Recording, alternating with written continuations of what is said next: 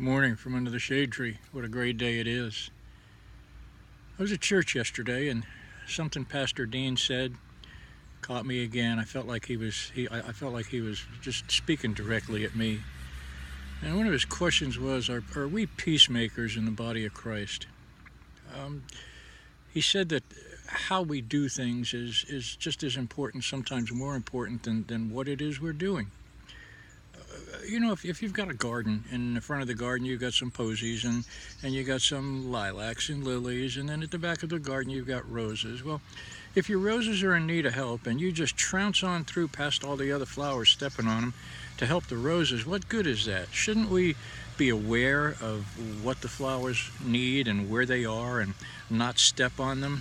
I would say yes. Now, life is like a garden in that the people that we meet are the flowers in our life's garden. And we need to be aware of these people. We need to be aware of their needs, what they want. We shouldn't trounce over 3 or 4 people just to go and help one. What people hear, they remember for a little while. And what they see, they remember for a little while longer. But how you make them feel, oh my gosh, they seldom forget that.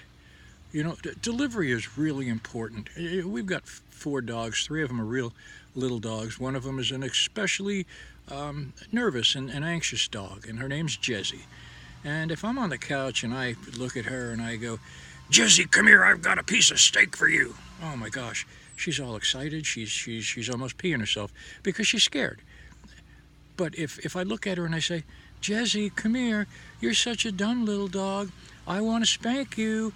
Come here." Boy, she'll run over and she's wagging her tail and licking my knees and doing all kinds of stuff. And the reason is that dogs don't understand words so much as they do our tone, our heart, what we feel like. Now, when I spoke to Pastor Dean about this, about the fact that I thought his sermon was directed at me, or I felt it was, he reminded me of St. Peter. St. Peter, what a guy. He was a great friend to Jesus. Now, here they are in the Garden of Gethsemane. The soldiers are coming to get Christ. They're coming to take him away. Peter takes out his sword and whack, knocks off the ear of one of the soldiers, thinking he did a great thing. Well, Jesus didn't yell at Peter. He just basically let him know it was the wrong thing to do. He picked up the ear, he put it back on the soldier. Now, don't get me wrong, Peter's a great guy, but don't be like Peter. Be like Christ. Christ was loving. Christ was peaceful. Now, you might say, well, I heard that Christ got angry. Well, yeah, he did. And let me take a minute to segue a little bit to talk about Christ's anger. As far as I know, he got angry twice. That's from the Bible. Matthew, Mark, and John write about Jesus' anger at the money changers in the temple. He was angry because they defiled his Father's house. Another time was in the synagogue at Capernaum. The Pharisees were just trying to nail Jesus. They didn't like his popularity. They thought he was blaspheming because he said he was God, that he could forgive sins. I mean, they just didn't like him. They liked him even less than some people like some people today, suffice it to say that. However, they were always trying to catch him on things he did. And he walked into the synagogue, and there was a man there with a shriveled hand. And they all watched because they wanted to see if Jesus was going to heal this guy. Because if he was going to heal the guy, then he was doing works on the Sabbath. So Jesus asked them, he said, "Which is lawful on the Sabbath, to do good or to do evil, to save life or to kill?" But they remained silent. Now, the Pharisees refused to answer Jesus' question, and Mark 3:5 tells us that he looked around at them in anger, deeply distressed at their stubborn hearts. All right, deeply distressed at their stubborn hearts. Why? Because he wants everyone to be saved. Jesus' anger was justified. He had proper control.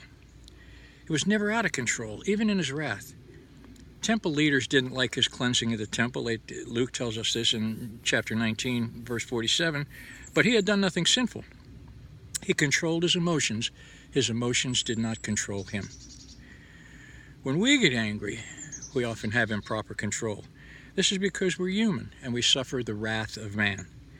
Now, James 1:19-20 tells us that everyone should be quick to listen, slow to speak, and slow to become angry. For man's anger does not bring about the righteous life that God desires. Okay? In closing, let me ask you, are you a peacemaker in the body of Christ? Will you spread love the way Christ did when he was here? Blessings to you all. May you have a wonderful day.